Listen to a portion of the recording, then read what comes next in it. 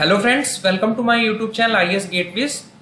इस वीडियो में MCQ based series on civil engineering IAS codes पर सेशन 5 में आईएएस 5454 के कोडल प्रोविजंस को एमसीक्यूज के थ्रू डिटेल में डिस्कस करूंगा, जो आपको अपकमिंग एग्जाम्स में, इंटरव्यूज में और आईएएस कोड्स के अंडरस्टैंडिंग में आपको बहुत हेल्पफुल होंगे। So let's start.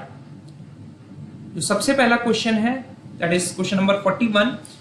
इसमें पूछा गया है कि the number of BRICS to be selected from a lot containing 15,000 bricks for visual characteristics in all cases and dimensional characteristics is specified for individual brick। तो इसमें क्वेश्चंस को समझने की जरूरत है कि जो हमारा IS 5454 के कोडल प्रोविजंस है उसमें जो मेथड ऑफ सैम्पलिंग है कि कितने ब्रिक्स हमें सिलेक्ट करने हैं इंस्पेक्शन और टेस्टिंग के लिए, जिन पर हम लोग सब्सिक्वेंट टेस्ट परफॉर्म करेंगे, तो वो डिपेंड करता है। मैंने आपको एक्सप्लेन किया था कि वो साइज ऑफ लॉट पे डिपेंड करता है। ठीक है, तो यहां पर क्वेश्चन में दिया गया है कि अगर आपका जो लॉट है उसमें 15,000 ब्रिक्स हैं, ठीक है, लाइक वी अज्यूम कि यहां पर एक हमारा लॉट दिया हुआ है जिसमें हमारे 15,000 ब्रिक्स हैं। अब आपको जो स्पेसिफिकेशंस हैं, जो आपके कैरेक्टरिस्टिक्स हैं, उसमें जो टॉलरेंसेज हैं वो इंडिविजुअल ब्रिक पे दी हुई हैं। ठीक है, ठीक है, चाहे डायमेंशनल टॉलरेंसेस हो या विजुअल कैरेक्टरिस्टिक्स के टर्म्स में जो टॉलरेंसेस हो, जो रिक्वायरमेंट्स हो, वो इंडिविजुअल ब्रिक्स के लिए दी हुई हैं। तो उस केस में कोड ने टेबल 1 सजेस्ट किया, जिसमें उन्होंने 3 लॉट साइजेस में रिकमेंड किया है कि आपको कितने ब्रिक्स टेस्टिंग के लिए उठाने हैं।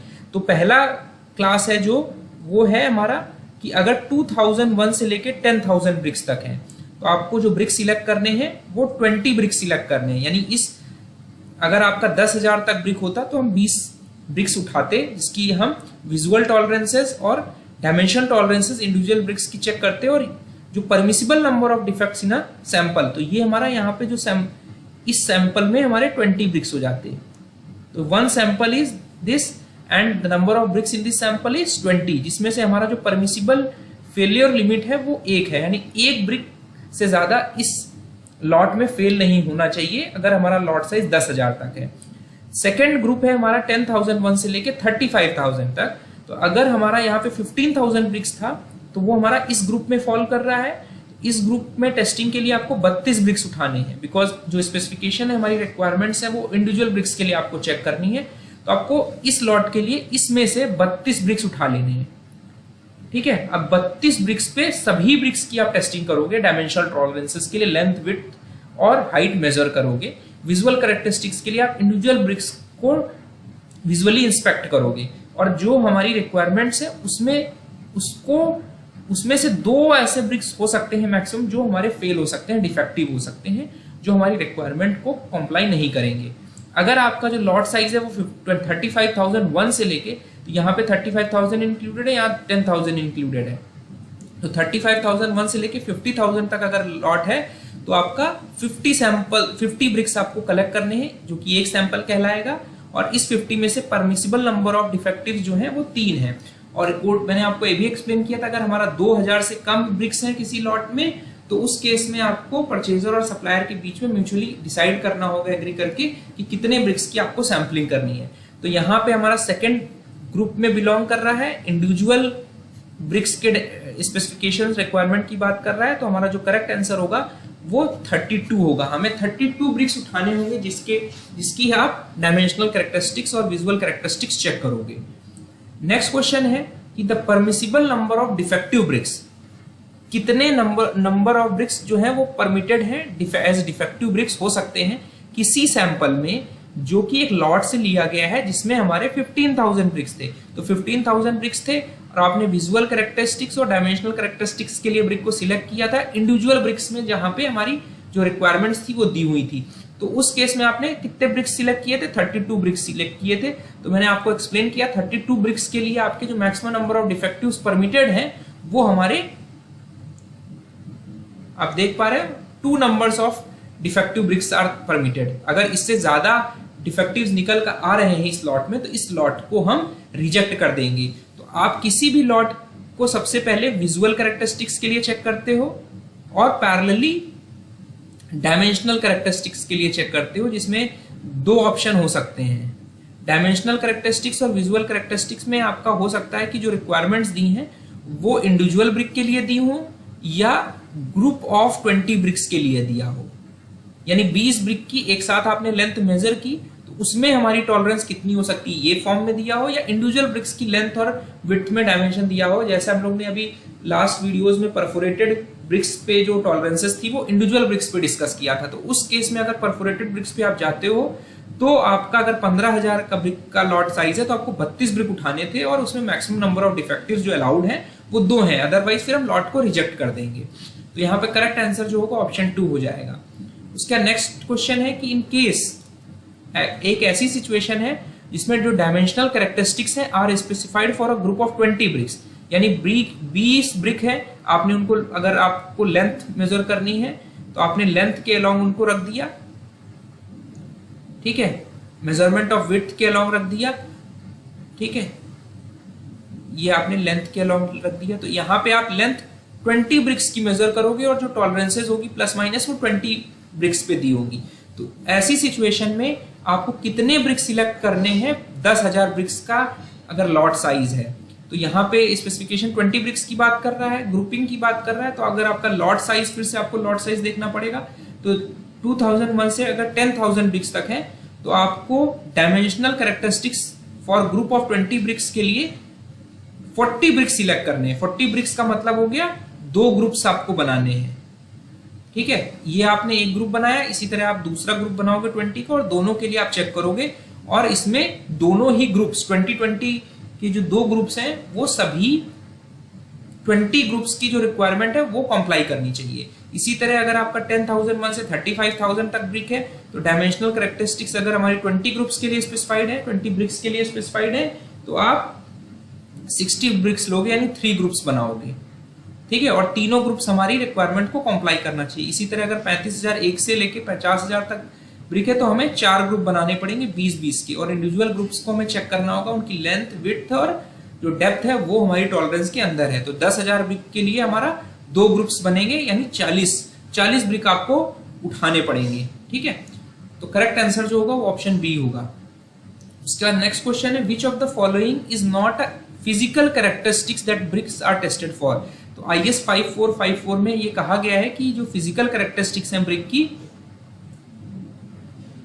कंप्रेसिव स्ट्रेंथ है, ब्रेकिंग लोड है, ट्रांसवर्स स्ट्रेंथ है, बल्क डेंसिटी है, वाटर अब्जॉर्प्शन है, इफ्लोरेसेंस है और वार्पेज, ये हमारी फिजिकल कैरेक्टरिस्टिक के क्लासिफिकेशन में आती है ब्रिक की, ठीक है। तो आप ये देख पा रहे हो यहाँ पे एक बार ये भी चीज लिखी हुई है कि जो भी कोई भी लॉट हम सेटिस्फैक्टरी तब कहते हैं in respect of visual and dimensional requirements. पहले आप विजुअल के लिए चेक करोगे, पैरेलली डायमेंशनल रिक्वायरमेंट्स के लिए चेक करोगे, shall next be tested for physical characteristics, ठीक है। तो सबसे पहले आप किसी भी ब्रिक्स का लॉट है उसको अगर आपको पास करना है तो विजुअली आप एग्जामिन करोगे, डायमेंशनली रिक्वायरमेंट डायमेंशनल टॉलरेंसेस से चेक करोगे, लेंथ, विड्थ और जो हाइट है वो टॉलरेंसेस के अंदर है, और उसके बाद जो ब्रिक्स आपके पास हो जाएंगे, जो सैंपल पास हो जाएगा उस सैंपल से आप सब्सिक्वेंटली ब्रिक्स उठाओगे उनको फिजिकल कैरेक्टरिस्टिक्स चेक करने के लिए, जो कि हमारी तो केमिकल कंपोजिशन जो है ये हमारी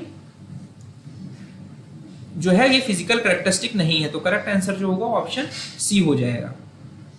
इसके बाद क्वेश्चन, नेक्स्ट क्वेश्चन है, इसमें पूछा गया है कि when inspecting dimension and tolerances के लिए ब्रिक्स को हम इंस्पेक्ट कर रहे हैं जहां पे उनकी जो टॉलरेंसेस है as a group of 20 bricks specified है, तो हम ब्रिक्स की टेस्टिंग कैसे करेंगे, we will form the bricks into groups of 20, यानी हमने अगर 40 ब्रिक्स उठाए थे तो हम 2 ग्रुप बनाएंगे और each group is tested for all dimensions and tolerances not as individual bricks, वहां पे ग्रुप की तरह हम उसको टेस्ट करेंगे।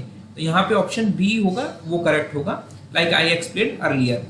उसका नेक्स्ट क्वेश्चन है when inspecting dimension and tolerances of bricks specified as overall on a group of 20 bricks, a lot of brick, एक ब्रिक का जो लॉट है वो meet the requirement of dimensions and tolerances, तब कहा जाएगा कि जो आपके 20 ब्रिक्स का आपने जो ग्रुप बनाया है उनमें कोई भी ग्रुप स्पेसिफाइड रिक्वायरमेंट्स को मीट करने में फेल ना हो, यानी सभी ग्रुप्स, अगर आपका 35,000 से ज्यादा का लॉट था उसमें आपने 80 ब्रिक उठाया यानी 4 ग्रुप्स बनाए, तो चारों ग्रुप्स जो हैं वो रिक्वायरमेंट्स कंप्लाई करना चाहिए, तभी हमारा जो लॉट है वो पास माना जाएगा, ठीक है, बिकॉज यहाँ पे 20 के ग्रुप्स में जो डायमेंशनल टॉलरेंसेस है वो स्पेसिफाइड थी। तो करेक्ट आंसर जो होगा ऑप्शन डी होगा। उसका नेक्स्ट क्वेश्चन है कि in relation to compressive strength testing of bricks. अब हम ब्रिक्स की अगर कंप्रेसिव टेस्टिंग कर रहे हैं, कंप्रेसिव स्ट्रेंथ की टेस्टिंग कर रहे हैं, तो मैक्सिमम अलाउबल डेविएशन कितना है इंडिविजुअल ब्रिक की स्ट्रेंथ में। ठीक है, यानी मान लो आपने एक ब्रिक लिया, ठीक है, आपने विजुअल एंड डायमेंशनल कैरेक्टरिस्टिक जब पास हो गया तो आपने उसमें से, उस लॉट से आपने मान लीजिए कुछ ब्रिक्स थे जो आपने सिलेक्ट किए थे, उसके बाद जो ब्रिक्स पास हुए उसमें से आपको फिर से एक कुछ ब्रिक्स सिलेक्ट करना है। मान लेते हैं 32 ब्रिक्स आपने सिलेक्ट किया। हर इंडिविजुअल ब्रिक का जो स्ट्रेंथ है वो कितना होना चाहिए, ये इंडिविजुअल ब्रिक है, तो इंडिविजुअल ब्रिक का जो स्ट्रेंथ है it should be greater than 0.85 times the, जो उस क्लास, उस जिस भी क्लास ऑफ ब्रिक थी उस क्लास का जो मिनिमम स्ट्रेंथ था, मिनिमम एवरेज कंप्रेसिव स्ट्रेंथ था, उससे 15% से कम नहीं होना चाहिए। यानी हमारा जो मैक्सिमम डेविएशन है वो 15% का है। पूरा कोड के ओरिजिनल वर्जन में 20% था, लेकिन अमेंडमेंट नंबर 1 मार्च 2008 में इसको 20% को 15% कर दिया गया है। यानी जो मिनिमम डेविएशन अलाउड है, मिनिमम एवरेज कंप्रेसिव स्ट्रेंथ जो भी होगी उस क्लास की, उससे 15% से कम से कोई भी वैल्यू हमारी इंडिविजुअल ब्रिक की कंप्रेसिव स्ट्रेंथ ज्यादा नहीं होनी चाहिए। यानी अगर आपकी ये ब्रिक की स्ट्रेंथ x थी जो आपने टेस्ट की, तो tested value should be greater than जो मिनिमम वैल्यू थी x मिनिमम उस क्लास के लिए, उसके 15% से ज्यादा होनी चाहिए, 0.85 से ज्यादा होनी चाहिए। तो हमारा ये करेक्ट आंसर जो होगा वो ऑप्शन बी हो जाएगा। उसके बाद नेक्स्ट क्वेश्चन है कि the number of bricks to be selected from a lot, जिसमें हमारे 15,000 ब्रिक्स हैं, और testing them for physical characteristics. ठीक है, ये हमारी फिजिकल कैरेक्टरिस्टिक्स हैं। इसमें आप देख रहे हैं वार्पेज नॉट इंक्लूडेड। ठीक है, वार्पेज नॉट इंक्लूडेड, तो सभी फिजिकल कैरेक्टरिस्टिक्स एक्सेप्ट वार्पेज। तो वार्पेज की रिक्वायरमेंट जो है वो बाकी फिजिकल कैरेक्टरिस्टिक्स से अलग है टेस्टिंग के लिए। तो अगर आपके 15,000 का लॉट है, तो 15,000 का लॉट है तो आपको इंडिविजुअल ब्रिक्स की टेस्टिंग करनी है आपको। तो 15,000 के लॉट के लिए आपको कहां जाना पड़ेगा, इस वाले ग्रुप में जाना पड़ेगा। You will take 32 bricks. ठीक है, डायमेंशनल कैरेक्टरिस्टिक्स के लिए आपने ग्रुप ऑफ 20 ब्रिक्स स्पेसिफाइड था तो आपने 60 लिया, लेकिन यहाँ पे आपका इंडिविजुअल ब्रिक्स की स्ट्रेंथ आपको मान लेते हैं स्पेसिफाइड थी, तो 32 ब्रिक्स लिया। 32 ब्रिक्स को आपने टेस्ट किया और ये देखा कि 2 से ज्यादा डिफेक्टिव नहीं है। ठीक है, तो इन 32 में से आपको वापस से फिजिकल कैरेक्टरिस्टिक के लिए 10 ब्रिक लेने हैं।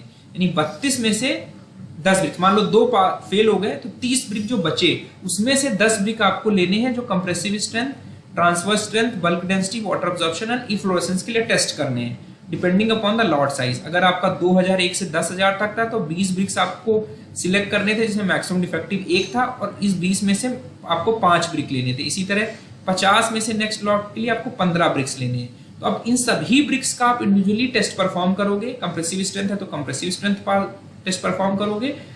ठीक है, तो बाकी सभी स्ट्रेंथ वाले में तो आपका कंप्रेसिव स्ट्रेंथ का मैंने बता दिया कि जो मिनिमम जो टेस्ट आपने किया कंप्रेसिव स्ट्रेंथ 15% जो लोअर वैल्यू है average compressive strength of that class, उससे कम नहीं होनी चाहिए।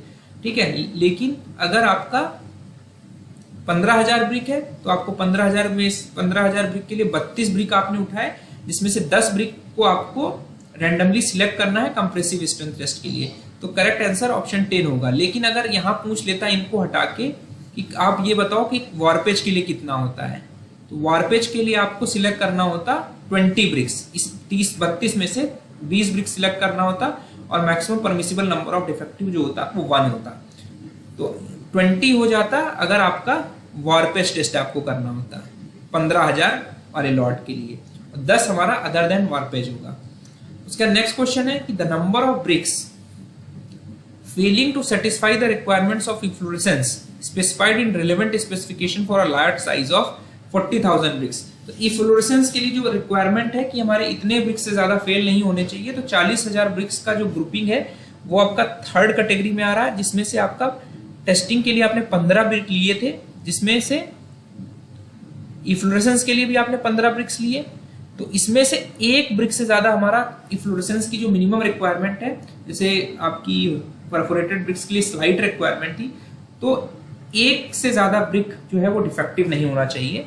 तो हमारा यहाँ पे लॉट साइज 40,000 है, तो वी विल रेफर दिस, इसमें हमने 15 ब्रिक्स लिए और परमिसिबल नंबर ऑफ डिफेक्टिव 1 है। बाकी दोनों क्लास के लिए, बाकी इससे 35,000 से अगर कम लॉट होंगे तो इफ्लोरेसेंस में एक भी ब्रिक फेल नहीं होना चाहिए। तो यहाँ पे करेक्ट आंसर ऑप्शन 1 हो जाएगा।